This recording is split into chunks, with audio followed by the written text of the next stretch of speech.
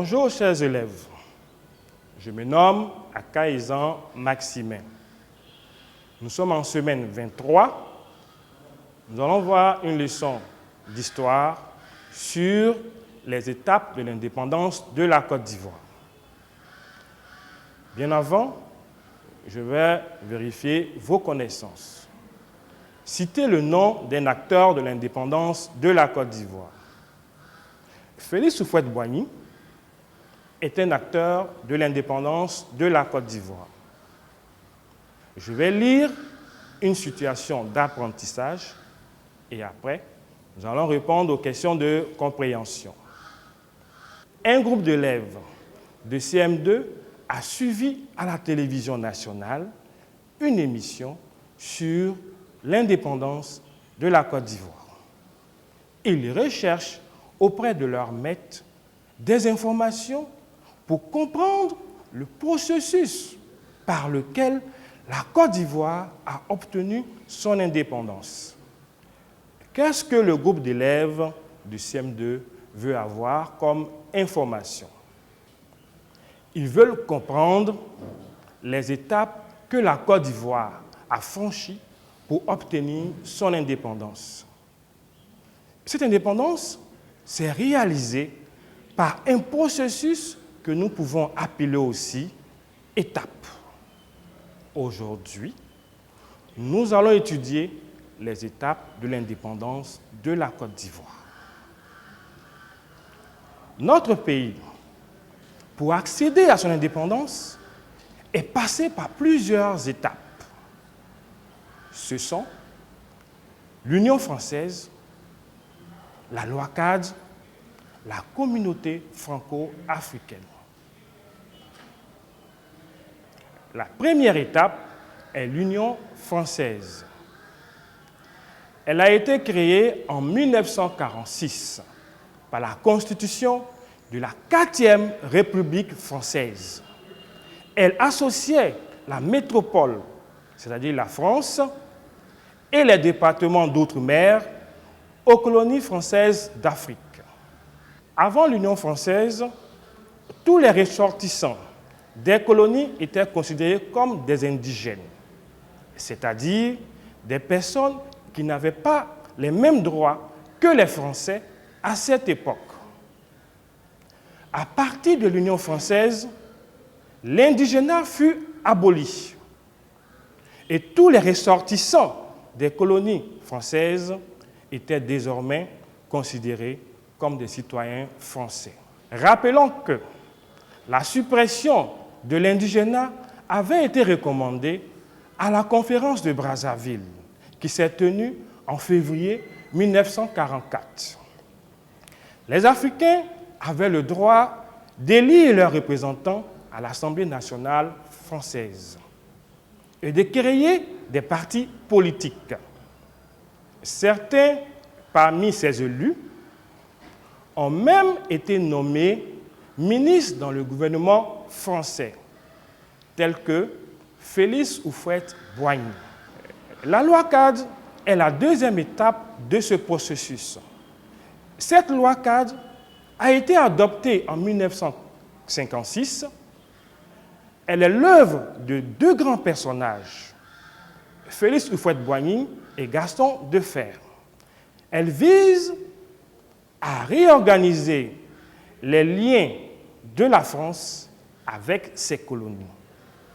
Cette loi propose que le gouvernement des colonies françaises d'Afrique soit réservé à des Africains. Elle donne aux Africains l'accès à tous les postes de l'administration coloniale et aussi de voter au suffrage universel, c'est-à-dire choisir eux-mêmes leurs représentants par le vote. La troisième étape de ce processus est la communauté franco-africaine. Elle fut créée en 1958 et c'était l'association politique entre la France et son empire colonial. Elle remplaça alors l'Union française. Comme les intellectuels des colonies françaises réclamaient de plus en plus leur indépendance, la France leur proposa soit des républiques autonomes unies à la France ou une indépendance totale. Le choix devait se faire par référendum. La Côte d'Ivoire décida de choisir la République autonome unie à la France. La communauté franco-africaine a permis à la Côte d'Ivoire d'administrer et de gérer elle-même ses affaires. Tous les citoyens étaient égaux, quelle que soit leur nationalité, leur race, leur origine, leur religion. Ainsi, en votant oui au référendum, la Côte d'Ivoire a obtenu une indépendance partielle.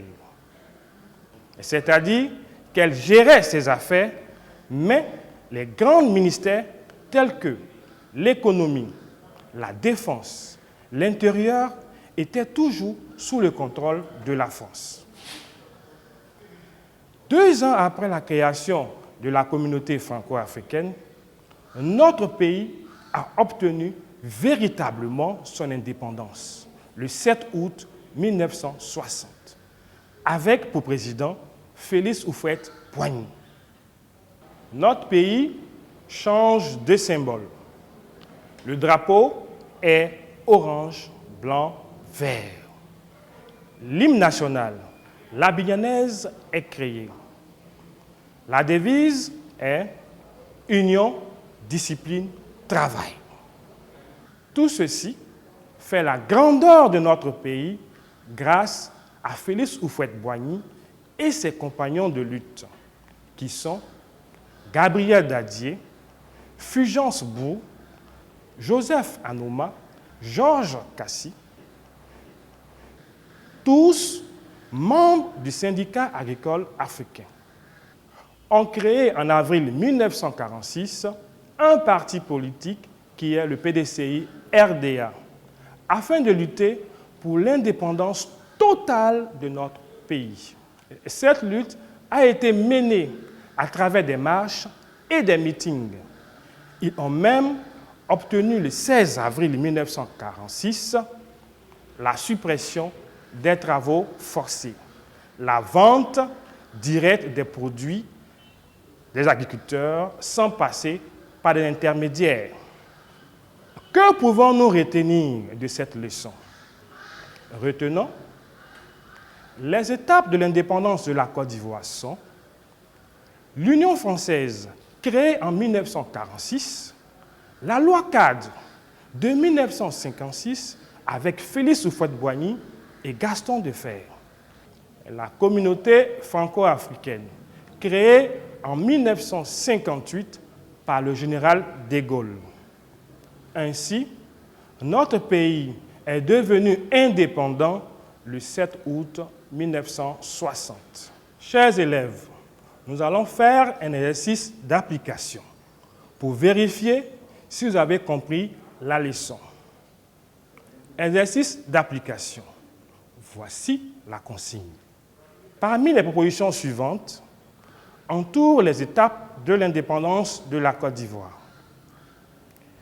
La colonie française, l'Union française, la création de plantations, la loi cadre, le paiement de l'impôt, la communauté franco-africaine. Chers élèves, passons à la correction. Correction. Il fallait entourer comme étape de l'indépendance de la Côte d'Ivoire l'Union française, la loi cadre, la communauté franco-africaine. Bravo à ceux qui ont trouvé. Je vous dis au revoir et à la prochaine leçon.